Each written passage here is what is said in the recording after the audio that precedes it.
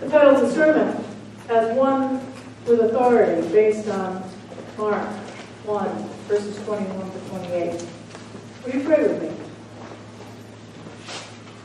Gracious and holy God, may the meditations of my heart and the words of my lips bring glory to you, my rock and my redeemer. And may they be a blessing to your children gathered here. Amen. Max Lucado writes really good books. Many of us know Max and his writing. And he tells a story of a mighty battleship at sea during a raging storm. This great ship was being tossed around like a toothpick. The crew was frazzled, to say the least. Shortly after dark, the lookout on the wing reported light bearing on the starboard bow. The captain calls out, "Is it steady or moving astern?" The lookout replies, "Steady, Captain," which means that they're on a dangerous collision course. The captain then calls to the signalman, "Signal that ship. We are on a collision course. Advise you to change course 20 degrees. Back comes the signal. Advisable for you to change course 20 degrees. The captain, who is on his last nerve, can't believe the insubordination. "Send this message," he orders. "I'm the captain. Change course 20 degrees. Immediately comes the reply. "I'm a seaman second class, sir, and you had better change course 20 degrees. The captain is furious. He spits out, "Send this message. I'm a battleship. Change course 20 degrees. Immediately comes the reply, "I'm the lighthouse."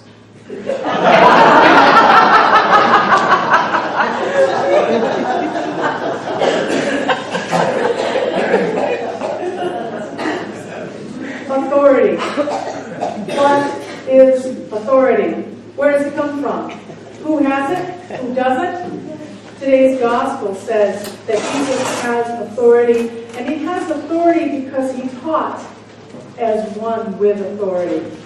So in this case, Jesus' own behavior and attitude gives him the authority. I remember when I began my residency as a chaplain in a trauma hospital, we had these great big name badges. Chaplain. Big. Our supervisor told us, no one is going to look at that badge and give you the authority to do your job. You need to claim your space and claim your power if you want to do your job. Then they'll look at your badge. So when you look in the dictionary, you'll see that power is linked to authority. Linked, but they're not the same. One definition says that authority is the right to exercise power. In the gospel text this morning, the people began by being astounded that Jesus had an authority that the scribes didn't even have. He's new on the scene.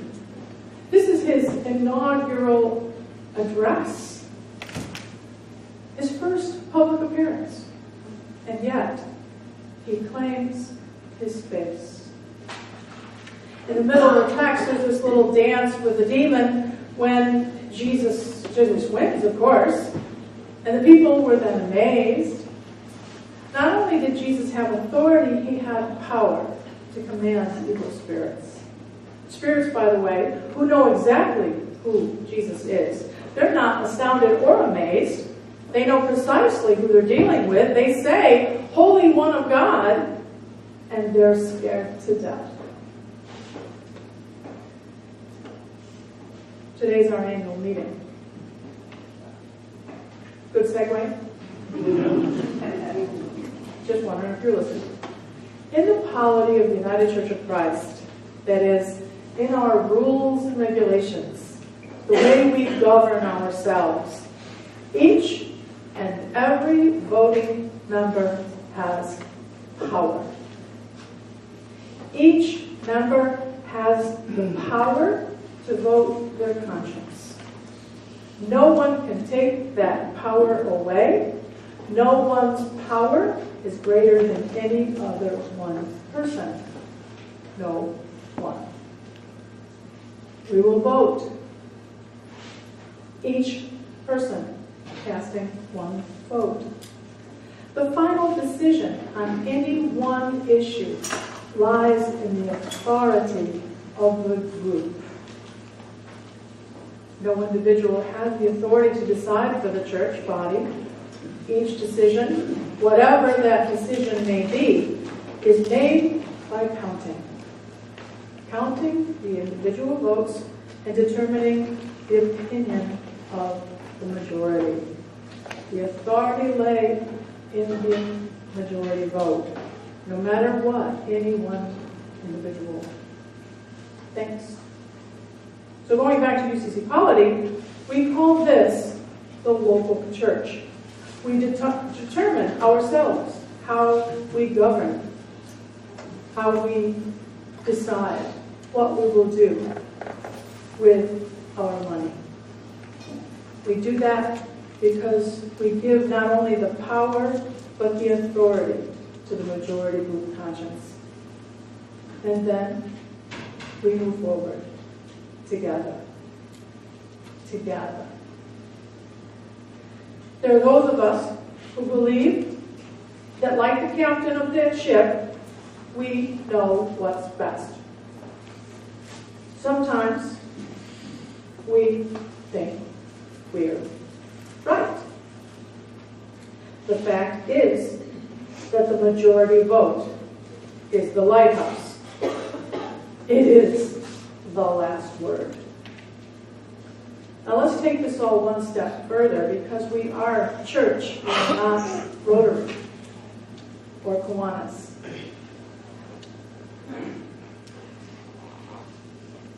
There's a reason that we come here every week.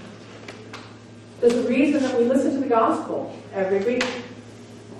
We seek God's will in what we say and do, no matter what the circumstances may be, and no matter how rocky the waves appear to be. Jesus is our lighthouse. Steady, strong, fearless, compassionate, never fading, always true, always guiding us in love and encouraging us to act lovingly and courageously, with compassion and justice. We're no longer astounded by what Jesus does. We've learned. We can, however, still become astounded when the light of Christ shows up among us to enlighten our spirits, our hope, enliven us so that we feel that we're standing on sacred ground, even though we felt a moment ago frightened. The Spirit of Christ shows up so that we may live into a future that is hopeful and amazing. And that is what faith does. And we can be amazed. Thanks be to God.